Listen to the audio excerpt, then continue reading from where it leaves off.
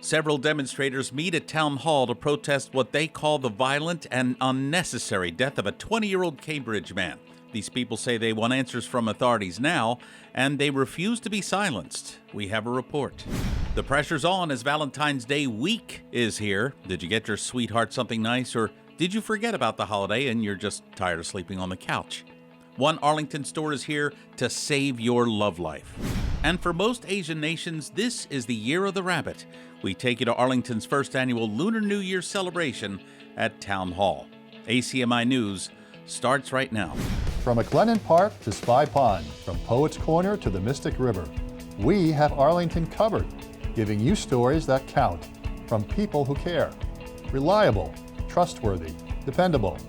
This is the nationwide award-winning ACMi News. Several activists gathered at Town Hall Sunday, February 5th to protest the January 4th fatal police shooting of 20-year-old Syed Faisal in Cambridge last month. Hi, I'm Ellie Sophie Hill. And I'm Summer Maxwell, so glad you could join us. Syed Faisal was a Bangladeshi-American college student who was killed when he reportedly advanced on officers with what police described as a short sword, and after less lethal means, failed to stop him. Demonstrators say they've had enough, and they want answers now, especially in wake of the recent brutal police beating of Tyre in Memphis, Tennessee. And their message was delivered loud and clear to the front steps of Town Hall. Here's ACMi News Director Jeff Barnes. Justice for Faisal, justice for Tyre, justice for everyone killed by the police. Demonstrators here say Syed Faisal was unjustifiably murdered by police, and whoever pulled the trigger must now be held accountable. And we know that this has been going on for a long time, and this is across the country, and we are here to demand justice. City leaders say on January 4th, Cambridge police responded to calls that a young man appeared to be cutting himself with both the short sword and broken window glass, and police found Faisal bleeding in an alley. A preliminary investigation indicates Faisal eventually moved towards officers wielding the weapon, and after several attempts to disarm him failed, officials say that's when Faisal was fatally shot.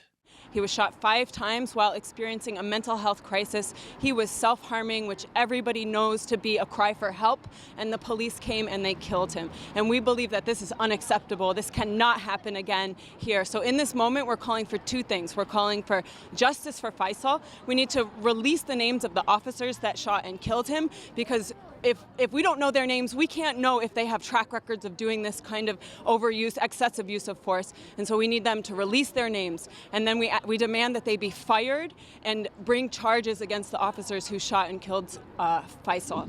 Middlesex District Attorney Marion Ryan says that the officer who killed Faisal has about 7 to 8 years experience on the Cambridge police force. And ever since that incident, January the 4th, they have been on paid administrative leave. That comes as no consolation to the people attending this demonstration. They want to know why Cambridge police couldn't stop Faisal without the use of deadly force.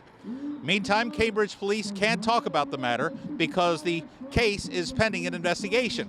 We understand that this is the first line of obfuscation from the community. As you know, 3 days after Faisal was shot in Cambridge, Tyre Nichols was shot dead not shot dead, but beaten to death in Memphis, Tennessee, and the names of the police officers have been released, and the community has come forward and said these are the police officers that we know we have been harassed by in the past. So there is a removal of layer of obfuscation. We are asking to disarm and demilitarize the police. We need them to protect and serve, not treat us like we are a danger.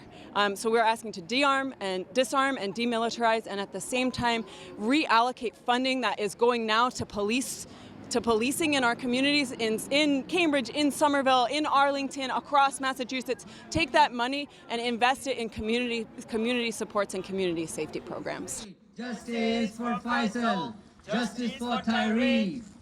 Activists here say they are not going away, and they will continue pounding the pavement until they get answers and justice is served. For ACMi News, I'm Jeff Barnes. Faisal's family says Syed had no history of violence and had no record of any kind with law enforcement prior to the confrontation that claimed his life.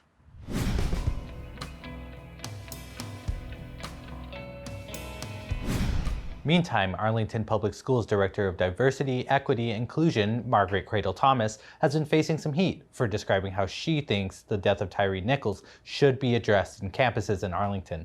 In a widely distributed email more than a week ago, Cradle Thomas describes policing as being part of white supremacy culture and says that some law enforcement agencies in pre-Civil War days were used to capture escaping enslaved people. One conservative-leaning blogger questioned the historical accuracy of her statements. This is Cradle Thomas, as seen here at a DEI Matters taping at ACMi. Judith Pfeiffer, an assistant editor from Your Arlington, got in touch with school superintendent Dr. Elizabeth Homan to get her reaction to the blowback. Dr. Homan said, in part, "While the phrasing of that material about white supremacy and slave patrols was unfortunate and regrettably offensive to members of our community, the content is historically accurate. The intent was not to disparage officers or anyone else in the Arlington community, or to minimize the extensive work our officers have done to understand and dismantle the impacts of institutional racism here in Arlington." ACMi News tried contacting Ms. Cradle Thomas for comment. As of this broadcast, we're waiting to hear back. If you're looking to spend some time in Arlington Center and save a little pocket change, you're in luck. All single-space parking meters there are being replaced. And according to a statement from Town Hall, people using these meters are not required to pay for them. According to Your Arlington, nearly 150 parking meters are set to be replaced, and the new meters are scheduled to arrive March 17th. Meters affected are located at Mass Ave between Franklin and Jason Streets, Broadway between Franklin and Webster Streets, Broadway Plaza at Alton Street, between Broadway and Belton, Medford, and Court Streets, and finally Peg Spengler Way near the Unitarian Church. You'll have to pay at some spots, however. This policy does not apply to the Russell Common, Railroad Avenue, and Library municipal lots. Arlington's town election is now set for April the 1st. 7 seats are up for grabs this year. 6 incumbents have already taken out nomination papers last month for 4 races. And in the past 3 weeks, 3 names have joined the growing list of candidates.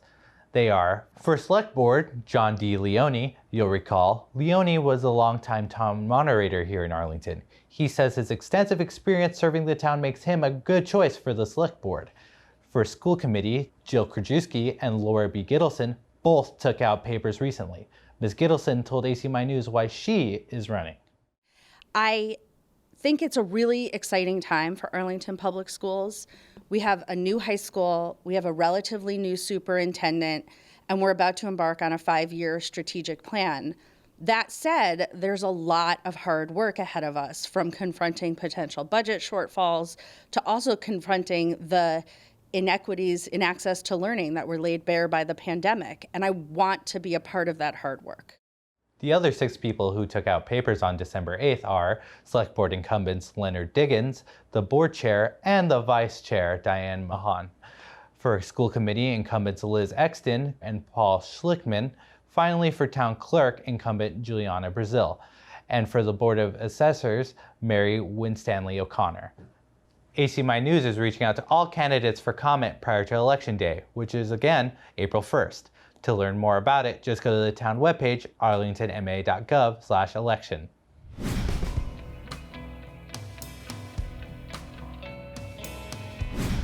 The town of Arlington celebrated its first Lunar New Year celebration at Town Hall Thursday, February 2nd.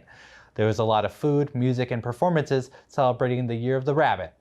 ACMi News correspondent Karen Swee says the massive turnout, it appears Arlington has latched onto a colorful and illuminating way to celebrate this town's marvelous diversity and to learn more about a fascinating and ancient culture.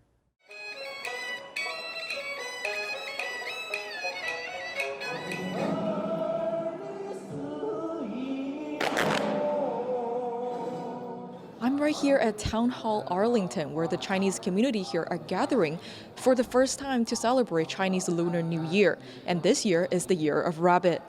Note that it is different each year because it follows lunar calendar. The colorful sights and sounds of an ancient and storied culture.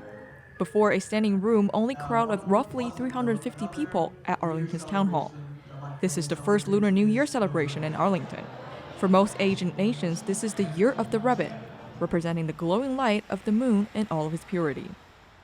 Well, it means that we recognize and appreciate that there are other cultures that live here in Arlington that need to have their celebrations highlighted. Yes, absolutely. I mean, an immigrant myself, I just definitely feel the need that all cultures are represented, people who work, live, and visit Arlington. So this is perfect.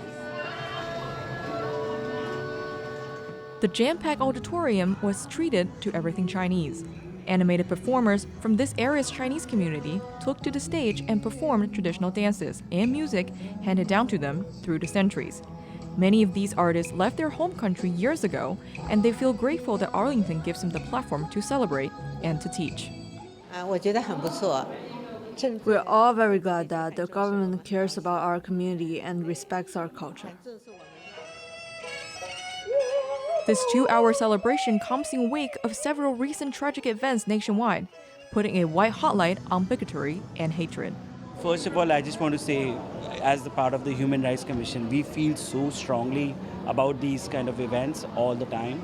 In the past, whenever there's been mass shootings, we've been releasing statements to express our solidarity, to express concern, make people in the community feel as though they're not being left alone to deal with it by themselves. Right, we're not afraid. So it's just a good way for people to get out and just to celebrate each other. Some of the event organizers are also performers at this inaugural affair, many of whom are from Arlington High School's Asian American Coalition. I'm filled with gratitude, honestly. It's such a humbling and honoring moment for me to be able to be here to co-organize and present at this kind of event in the town that I was born and raised in. For ACMi News, I'm Karen Tsui.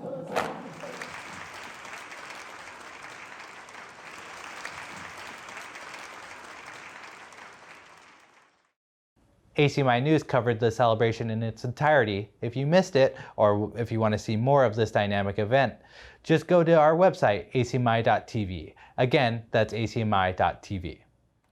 Whether it's your favorite holiday or just an excuse to buy yourself some chocolate, Valentine's Day is this week, everyone. Has Cupid's bow pierced your heart yet?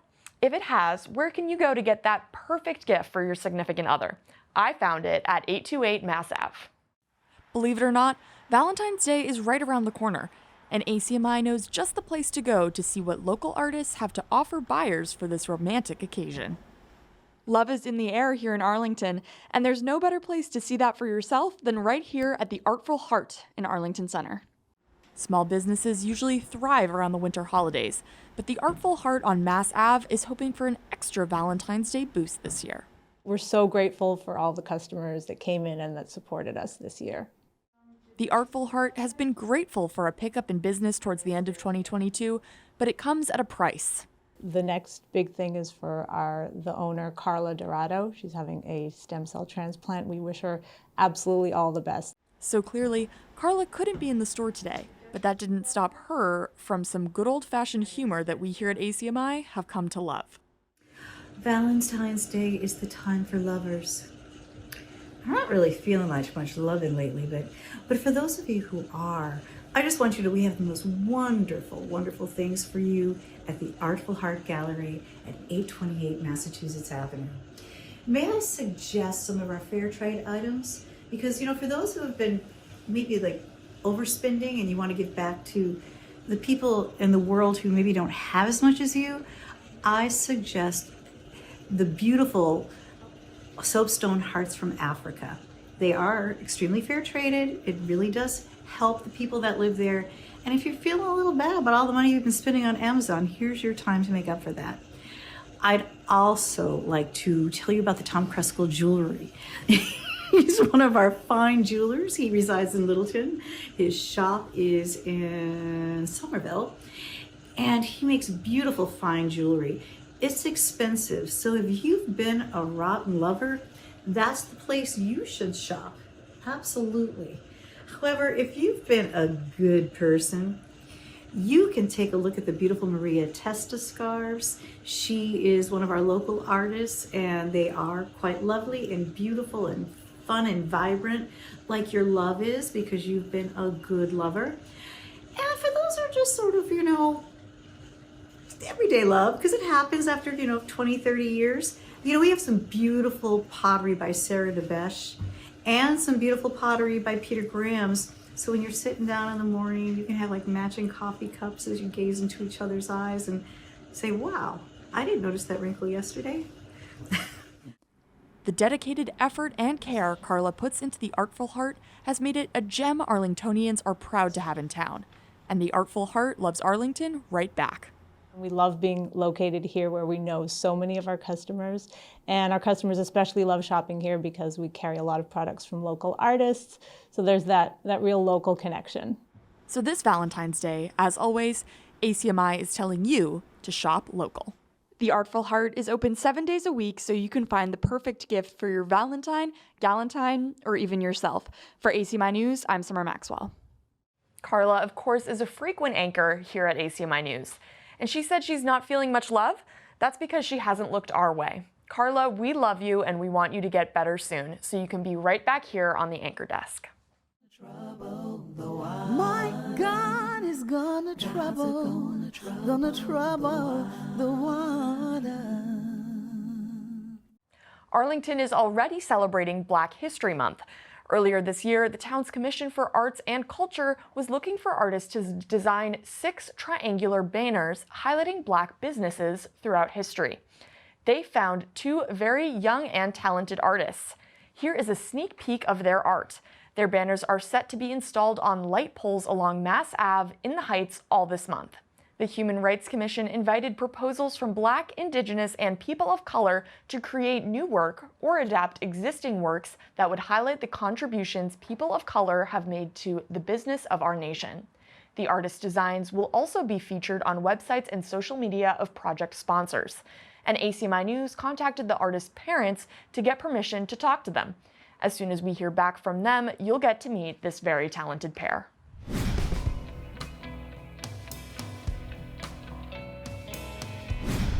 It may be cold outside, but in sports, the winter season is heating up. Let's go to our sports reporter, Owen Tambor, for the latest. Owen? Thank you, guys. Hi, everyone. I'm Owen Tambor, and welcome to this week's ACMi Sports Update. Here's some great news. Arlington High School boys basketball can't stop winning as they won their 6th straight game against Belmont 75-73. Onto the ice, the Arlington High School boys hockey team also can't stop winning as they squeezed by Belmont in OT Sunday, February 5th, 3-2. The boys now sit at 3rd in the Division I standings, with Marshfield and Catholic Memorial placing 1 and 2, respectively. Not to be outdone, the Arlington High School girls hockey team continues their winning ways despite their game scheduled on Saturday, February 4th being postponed. The rescheduling date has yet to be announced. The girls also won 7-4 against Lexington last night, February 8th.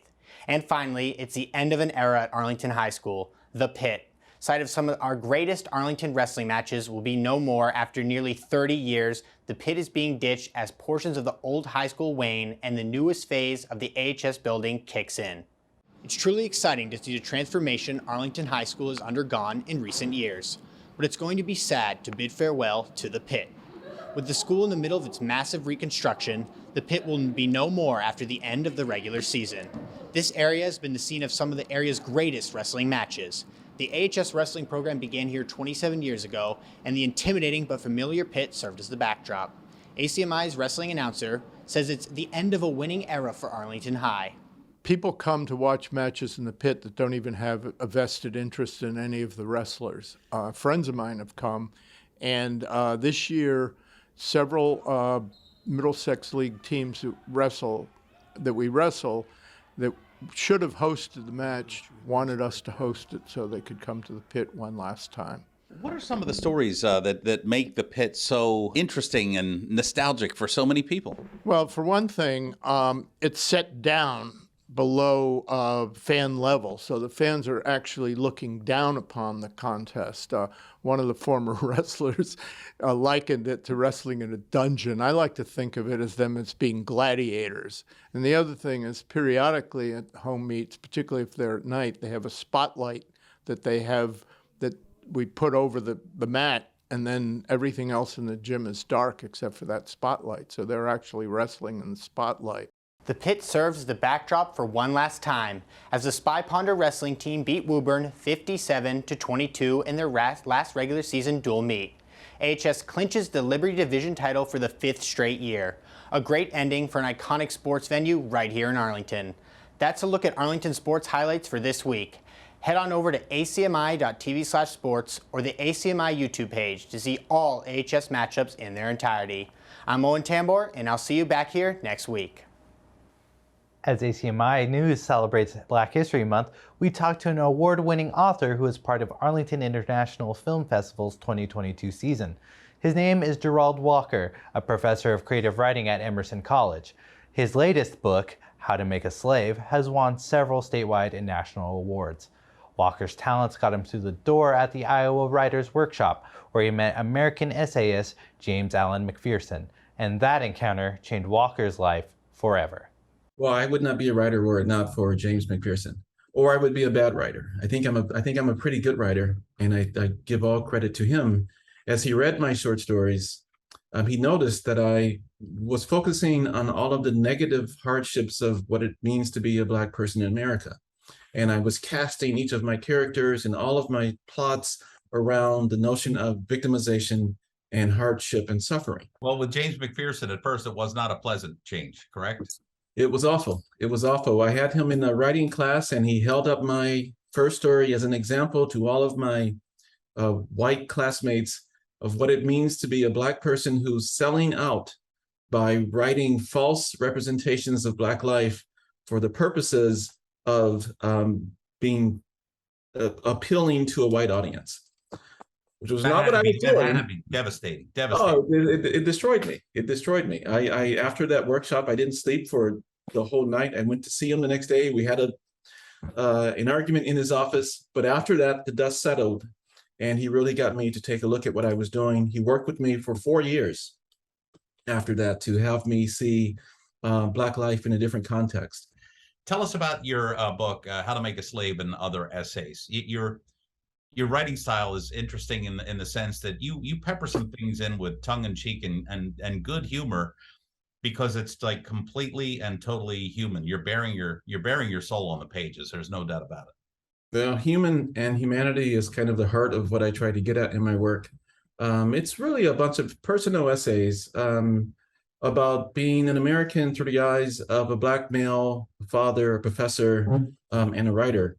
And I explore various subjects from Michael Jackson's legacy to just simply going into a grocery store and having security guards follow you around, to even being racially profiled at my own institution at one point, where a security guard tried to throw me out of one of the buildings because I didn't look like all the white people around me. So I go through various experiences I've been through. When I see an opportunity to make humor out of it, I take it. One of the things that McPherson taught me is that African-American life is a constant mixture of tragedy and comedy. That one of the things that we do to manage the complexities of our life is to find the irony of these situations and milk them for the humor to allow the subject matter to be digestible to people who might be disturbed or uncomfortable dealing with matters of race. Or may not understand the thing completely. Everyone understands humor, which thank God for that. That's exactly right. In addition to teaching at Emerson, Walker's been a visiting professor in the program of writing and humanistic studies at MIT. You may recall in December, President Biden signed a bipartisan bill that codifies same-sex and interracial marriage. Recently, ACMi News talked to the filmmaker behind an award-winning TV special entitled 100 Years of Men in Love, which features an extensive collection of vintage photographs of men in love from the 1850s to the 1950s. These keepsakes were found at flea markets, in shoeboxes, family archives, estate sales, and old suitcases. These photos were clearly taken when male partnerships were often illegal and dangerous years ago. And in some places in 2023, male partnerships are still frowned upon. Here's our interview with the Emmy Award-winning filmmaker David Milburn. To take these photographs and to choose that moment to be with someone that you love that, people don't approve of during that time, it's amazing. Love me for a while, so this also pretty much comes on the same wave as President Biden's legislation. The Respect for Marriage Act, which he signed in December, is still needed, but 74% of the United States agree with same-sex marriage and believe that it should be a guaranteed right. That's the great thing about this TV special, 100 Years of Men in Love, the accidental collection. It's about love, and love is universal. So let people love who they want. And the most impactful point of this film, I believe, is that they took these pictures when they could have been in prison, they'd lose their livelihoods, they could have been in real serious trouble. And yet they said, you know what?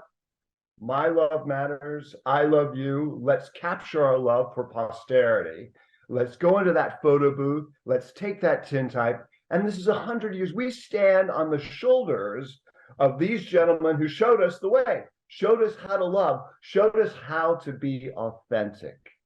It's amazing to me because, again, this is 2023 and we have some people who are still against it in this day and age. These pictures, from what I understand, and correct me if I'm wrong, are from 1850 to 1950. This was dangerous in many places in this country to take a picture with someone who captured your heart.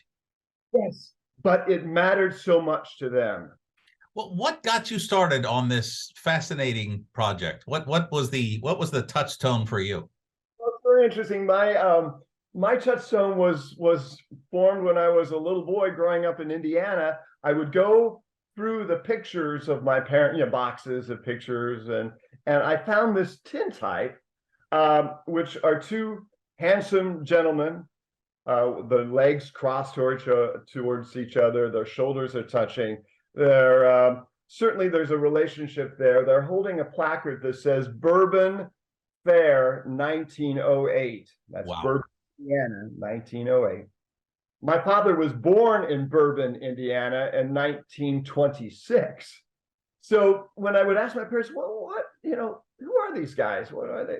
They go, oh, David, that's your great uncle, blah, blah, blah, and his friend. Well, it always held such wonderment for me that when I came across Hugh Nini and Neil Treadwell's collection of 3,700 pictures, just like this, I said, bingo, this is my family ancestry. I called them up. I said, you know what? I feel that I'd already won my Emmy by then, so I think they felt safe with me. I said, I think this would make a wonderful TV special. And they gave me all 3,700. I culled them down to 350 that are in the special. And we've been winning film festivals ever since. For these photographs to have survived beyond their lives for decades and end up in our collection is just some kind of a miracle, I think. I'll sing the news, darling, I'm in love with you.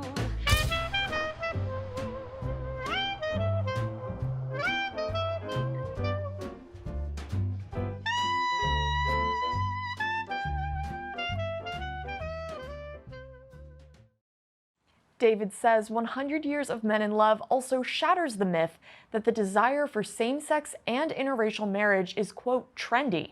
Many photos in this film are from the era of the Civil War, to the Industrial Revolution, to the Roaring Twenties, and finally to the age of Jack Kerouac. You can see this film, which currently has a 100% rating on Rotten Tomatoes, by going to Amazon.com. Just look for 100 Years of Men in Love. Again, that's on Amazon.com. And that'll do it for us this week here at ACMi News. Thanks so much for joining us tonight. I'm Summer Maxwell. And I'm Eliseo Vigil. We will see you next week. Bye-bye. You can always check out our latest segments and newscasts on the web at acmi.tv/news. And don't forget to like us on Facebook and follow us on Twitter and Instagram at ACMi News. Make sure to subscribe to our YouTube channel as well.